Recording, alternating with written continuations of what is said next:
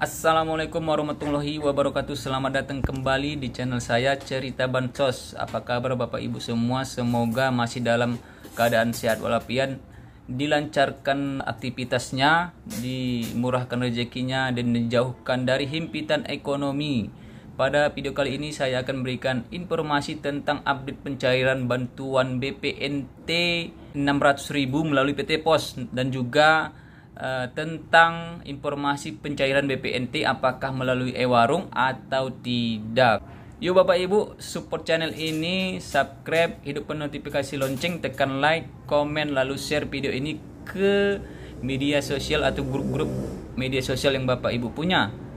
Baik Bapak Ibu, kita langsung saja pada pokok pembahasan, yaitu update pencairan bantuan PKH dan bantuan BPNT 600.000 melalui PT Pos, dan juga apakah BPNT itu disalurkan melalui e-warung atau tidak. Nah, di sini saya akan menjelaskan bahwa kemarin sama-sama kita sudah lihat, atau Bapak Ibu ada yang belum dengar ya, bahwa Menteri Sosial melakukan RDP, rapat dengar pendapat bersama Komisi 8 RI. Nah, di dalam rapat tersebut ada salah satu pembicaraan yang menyatakan bahwa e-warung itu bancakan. Nah, kita tidak tahu seperti apa, nanti kita lihat videonya. Himbara, kenapa akhirnya kartu-kartu itu ditahan oleh mereka? Bahkan banyak oknum-oknum yang namanya e-warung tadi menyimpan e-wallet para KPM.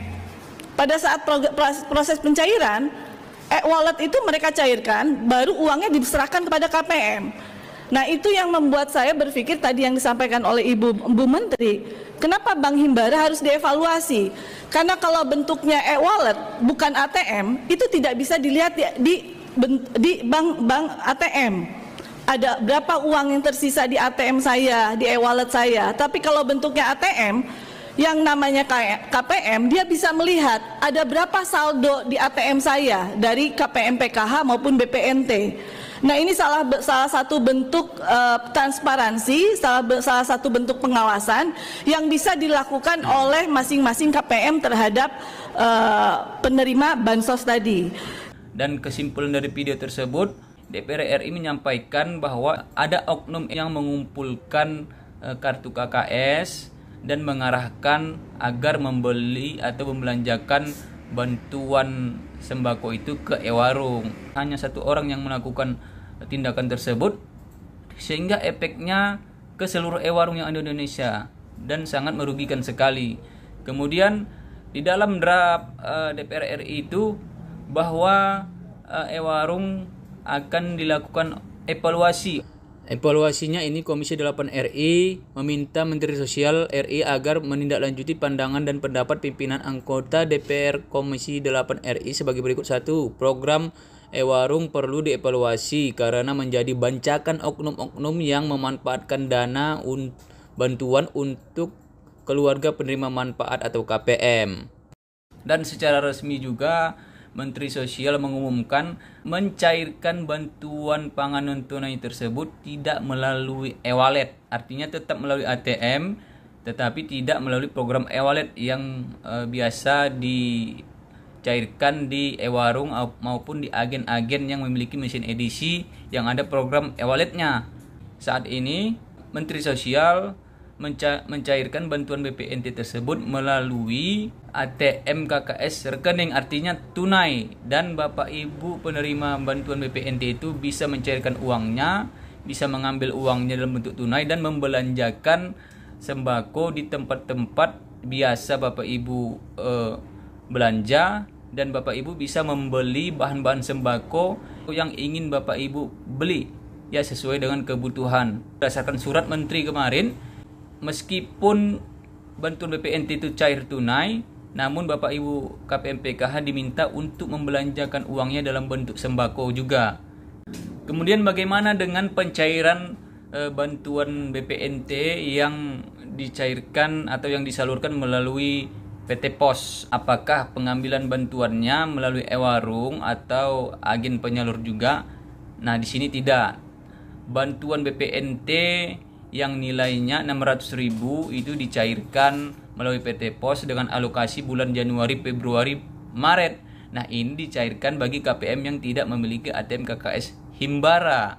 Dan Bapak Ibu juga dimudahkan karena pencairan BPNT ini dalam bentuk uang tunai, sehingga Bapak Ibu bisa membelanjakan uang tersebut untuk kebutuhan rumah tangga, ya, belanjakan dalam bentuk sembako seperti beras, bisa juga protein, ya, telur, daging, ikan, kemudian sayur, buah-buahan yang dalam bentuk vitamin, yang mana sembako ini adalah program yang memang direncanakan oleh pemerintah agar Bapak Ibu semua keluarganya tidak ada yang terkena gizi buruk ataupun anaknya tidak ada yang terkena stunting.